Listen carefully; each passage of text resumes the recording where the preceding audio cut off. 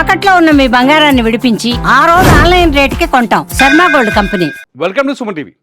సాధారణంగా నా వెనకాల మీరు ఫోటో చూడగానే మళ్ళీ వచ్చిందిరా జ్యోతి మల్హోత్రా గురించి చెప్తాడు తిరుమల రెడ్డి అనుకోవచ్చు. కానీ జ్యోతి మల్హోత్రా గురించి ఇన్వెస్టిగేషన్లో రోజుకొక కొత్త పాయింట్ బయటకు వస్తుంది. పోలీసులు ఆమె మాట్లాడుతున్న తీరు చూసి అవాకైపోతున్నారు హర్యానా పోలీసులు. ఎన్ఐఏ ఇంటెలిజెన్స్ అంతా ఇప్పుడు ఆమె ఏదైతే హర్యానాలో పోలీస్ స్టేషన్లో ఉందో పోలీస్ స్టేషన్ చుట్టూ తిరుగుతోంది. ఎందుకంటే జ్యోతి మల్హోత్రా చెబుతున్న మాటలు అంత భయాన్ని కలిగిస్తున్నాయి. ముఖ్యంగా ఈ దేశానికి ఇట్లాంటి ద్రోహులు ఉన్నారా, ఈ దేశంలో పుట్టారా అటువంటి ద్రోహులు అనే భావన కలుగుతోంది. ఆమె నుంచి ఇవాళ అందుతున్న మొదటి సమాచారం ఏందో తెలుసా? జ్యోతి మల్హోత్రాని ఐఎస్ఐ చాలా డైరెక్ట్గా రిక్రూట్ చేసుకుంది. జ్యోతి మల్హోత్రా కూడా ఆమె హిందువుగా పుట్టినప్పటికీ, ఆమె జ్యోతి మల్హోత్రా అయినప్పటికీ జ్యోతి మల్హోత్రా కూడా ఒక ఉగ్రవాదే అని కన్ఫర్మ్గా తెలుస్తోంది. ఎందుకంటే జ్యోతి మల్హోత్రా ఏం చేసేదంటే తెలుసా, రోజు అఠారీ వాఘా బార్డర్ ఉంటుంది కదా, మన అఫీషియల్ ఎంట్రీ కదా భారత్ పాకిస్తాన్కి. వాఘా బార్డర్ దగ్గర ఉండి ఎవరైనా డిప్లొమాట్స్ ఏదైనా ప్రోటోకాల్ కావచ్చు, సాధారణంగా ఏజెంట్స్ రా ఏజెంట్స్ కానీ వాళ్ళు కానీ దేశ సరిహద్దులను దాటి ఏం చేస్తారంటే పాకిస్తాన్లోకి వెళ్ళి నిఘా వ్యవస్థని బలోపేతం చేయడం అక్కడ జరుగుతున్న ఇదంతా మన సినిమాలో చూస్తున్నాక నిజంగా జరుగుతుంటుంది. అయితే ఇటువంటి ఏజెంట్స్ పాకిస్తాన్లోకి ఎవరెవరు ఎంటర్ అవుతున్నారో ఆ డీటెయిల్స్ పంపించమని ఐఎస్ఐ జ్యోతి మల్హోత్రాకి అతిపెద్ద అసైన్మెంట్ ఇచ్చింది. అందుకనే ఆమె అంత ధనవంతురాలుగా మారిపోయింది. అందుకనే ఇన్ని దేశాలు తిరగగలిగింది, అన్ని పైసలు ఖర్చు పెట్టుకోగలిగింది, అంత లగ్జరీ లైఫ్. ఏడుకు పోయినా 5 స్టార్ 7 స్టార్ హోటల్లో ఉంది ఆమె. ఒక్కసారి ఆమె ఎక్స్పెన్సెస్ హిస్టరీ తీస్తే పోలీసులు షాక్ అయిపోయారనమాట. ఆ అకౌంట్లో పైసలేంది, ఆమె ఖర్చు పెట్టిన పైసలేంది, ఆమెకి ఎక్కడికి వెళ్ళి వస్తున్నాయి పైసలు అని చెప్పేసి. సో ఐఎస్ఐ ఈ డబ్బులు ఇస్తూ వచ్చింది ఆమెకి. ఐఎస్ఐ ఏం చేసింది, ఎవరైతే అఠారీ వాఘా బార్డర్ ఉందో ఆ బార్డర్ నుంచి బార్డర్కి ముందు వరకు మన ఏజెంట్స్ అయినా కొంత ప్రోటోకాల్తో వస్తారు కదా, ఎవరెవరు ప్రోటోకాల్తో వస్తున్నారో వాళ్ళ డీటెయిల్స్ నాకు ఇవ్వండి అని అప్పచెప్పింది. ఆ చార్ట్ వివరాలు కూడా ఇప్పుడు సోషల్ మీడియాలోకి వచ్చాయి, పోలీసులు రిలీజ్ చేశారు బయటికి, హర్యానా పోలీసులు. ఆ చార్ట్ వివరాలు చూస్తే మీకు అర్థమవుతాయి. ఇదొకటే కాదు, జ్యోతి మల్హోత్రాకి ఐఎస్ఐ ఇచ్చిన రెండో అసైన్మెంట్ ఏంటంటే భారతదేశంలో ప్రముఖ ఆలయాల్ని ఆమె సందర్శించాలి. ఆలయాల్ని సందర్శించి ఆ ఆలయాల్లోకి సంబంధించిన 360 డిగ్రీస్ వీడియోస్ రికార్డ్ చేయాలి, వాటి సమాచారాన్ని తెలుసుకోవాలి, అక్కడ సెక్యూరిటీ వ్యవస్థల గురించి తెలుసుకోవాలి. ఆ డేటా అంతా ఐఎస్ఐ అందిస్తే ఐఎస్ఐ దాన్ని దగ్గర పెట్టుకొని భారత్పై దాడికి కుట్ర చేస్తుంది, లేకపోతే ఆలయాలపైన దాడికి కుట్ర చేస్తుంది. ముఖ్యంగా హిందూ ఆలయాలని టార్గెట్ చేసి జ్యోతి మల్హోత్రాని హిందూ ఆలయాలని విజిట్ చేసే విధంగా ఒక కొత్త ప్లాన్ గీసింది ఐఎస్ఐ అనేది ఇవాళ ఆమె విచారణలో బయటపడుతున్న విషయం. ఎంత ప్రమాదకరం చూడండి.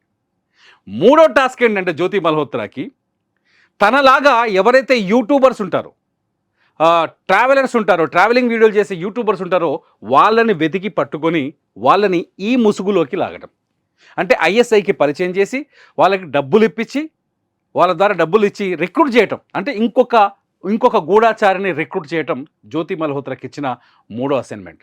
అంటే ఫస్ట్ అటారీ బార్డర్ నుంచి ఎవడెవడు వస్తున్నాడో ఏజెంట్స్ గుర్తించడం, రెండోది వచ్చేసి టెంపుల్స్, ఇండియాలో ఉన్న హిందూ టెంపుల్స్ని, ప్రముఖమైన హిందూ టెంపుల్స్ని ఐడెంటిఫై చేయడం, మూడోది వచ్చేసి యూట్యూబర్స్ కానీ లేకపోతే ఇన్ఫ్లుయెన్సర్స్ కానీ వీళ్ళని రిక్రూట్ చేయటం ఐఎస్ఐకి. పాకిస్తాన్ నేరుగా యుద్ధం చేయదు, అదే జరుగుతుందిలా. పాకిస్తాన్ దొంగ యుద్ధమే చేస్తుంది, అదే చేస్తుంది. ఏం చేసింది నిజంగా ఇప్పటికూ ఎన్ఐఏ కానీ లేకపోతే మన ఇంటెలిజెన్స్ కానీ చాలా స్పష్టంగా చెప్తుంది. ఎప్పుడైతే జ్యోతి మల్హోత్రా పహల్గాం వెళ్ళి ఆ వీడియోలు రికార్డ్ చేసిన తర్వాత పాకిస్తాన్ కూడా వెళ్ళింది. పహల్గాం వీడియోస్ రికార్డ్ చేసిన తర్వాత పాకిస్తాన్కి వెళ్ళింది, అక్కడ ఐఎస్ఐ వాళ్ళతో మాట్లాడింది అధికారికంగా. అంతేకాదు ఐఎస్ఐ ఏజెంట్స్తో ఆమె టచ్లో ఉన్న వాట్సాప్ చాట్ డీటెయిల్స్ కూడా బయటకు వచ్చేసాయి. అంటే జ్యోతి మల్హోత్రా ఎంత ప్రమాదకరంగా మారిందో చూడండి. నేను అనుకున్న ఒక స్టోరీలో నేను చెప్పాను, జ్యోతి మల్హోత్రా ఎవరైతే ఈమె టెర్రరిస్టులకు సపోర్ట్ చేసింది, గూఢచర్యం చేస్తుందో వెళ్ళిపోయిందో, ఇక దేశంలో ఉన్న మిగతా ఇన్ఫ్లుయెన్సర్లు అందరినీ ఇవాళ విచారించాల్సిన పరిస్థితి ఏర్పడుతుంది. వాళ్ళు సమాజం కోసం చేయొచ్చు, ప్యాషన్తో పనిచేయచ్చు, ఇంట్రెస్ట్గా పనిచేయచ్చు, అయినప్పటికీ కూడా వీళ్ళు ఏం చేస్తున్నారో అనేది ఎంక్వైరీ చేయాల్సిన పరిస్థితి ఏర్పడింది. ఇవాళ సోషల్ మీడియాలో పుట్టగొడుగు లాంటి ఛానల్స్ ఉన్నాయి, వీళ్ళందరూ ఏం చేస్తున్నారు బయటకు వెళ్ళి వీడియోలు చేస్తున్నారు, లేకపోతే ఇటువంటి ఉగ్రవాద కార్యకలాపాలకు పాల్పడుతున్నారు. ఈ మధ్యలో మనమే చూసాం బెట్టింగ్ యాప్స్, ఈ దేశాన్ని సమాజాన్ని నాశనం చేసే బెట్టింగ్ యాప్స్లో మన సెలబ్రిటీలు కూడా ఉండి తగలంటారు, అలా వాళ్ళు కూడా ప్రమోట్ చేస్తూ వచ్చారు. వీళ్ళంతా సమాజ ద్రోహులు. జ్యోతి మల్హోత్రా లాంటి వాళ్ళ చేతిలో. అచ్చా, మీకు చెప్పారా మర్చిపోయిన, జ్యోతి మల్హోత్రా ఈ నేపథ్యంలోనే పూరి, ఒడిశాలోని పూరికి టూర్ వేసింది. అక్కడ ప్రియాంక సేనాపతి అని చెప్పేసి ఒక యూట్యూబర్ని కలుసుకుంది. ఆమెకి 14,500 మంది సబ్స్క్రైబర్స్ ఉన్నారు. ఈమె పాకిస్తాన్ కూడా తీసుకుపోయింది. ప్రియాంక సేనాపతి ఇంకా ఉచ్చులో ఇరుక్కోలేదని తెలుస్తోంది. అక్కడ ఇన్వెస్టిగేషన్ నడుస్తుంది, ఇంకా అప్డేట్ రావాలి.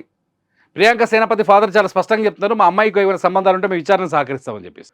అంటే ప్రియాంక సేనాపతి లాంటి వ్యక్తుల్ని ఐడెంటిఫై చేసి వాళ్ళకి డబ్బు ఎరవేసి వాళ్ళని పాకిస్తాన్ టూరిజం తీసుకెళ్ళి అక్కడ ఐఎస్ఐ తో పరిచయాలు ఏర్పాటు చేసి వాళ్ళకి డబ్బులు వేసి వాళ్ళ ద్వారా ఈ దేశ రహస్యాల్ని పంపించడం అనేది జ్యోతి మల్హోత్రా ముందున్న టాస్క్. ఎంత సిగ్గులేని ఇంకో విషయం ఏం చెప్పనా, అస్సలు భయపడట్లేదట పోలీసులు అడుగుతుంటే. నాకు వాక్ స్వాతంత్రం ఉంది, నన్ను ఎట్లా ప్రశ్నిస్తారు మీరు అంటుందండి పోలీసుల్ని. ముదిరిపోయిన మాటలే కదా ఇవి. ఈ దేశంలో 26 మంది అమాయకులు అన్యాయంగా చనిపోతే, ఉగ్రవాదులు వచ్చి పహల్గామ్లో అన్యాయంగా చంపేస్తే జ్యోతి మల్హోత్రా కూడా వీడియో రిలీజ్ చేసింది వాటి మీద. మనం కాశ్మీర్కు వెళ్ళాలా వద్దా అని ఆలోచించుకోవాలి అని. అంటే ఈ దేశాన్ని నాశనం చేయాలనే ఆలోచన జ్యోతి మల్హోత్రా బ్రెయిన్లో చాలా స్పష్టంగా ఉంది. ఇటువంటి జ్యోతి మల్హోత్రాలు ఇంకా చాలామంది ఉన్నారు. ఇప్పటికో 11 మంది దొరికారు.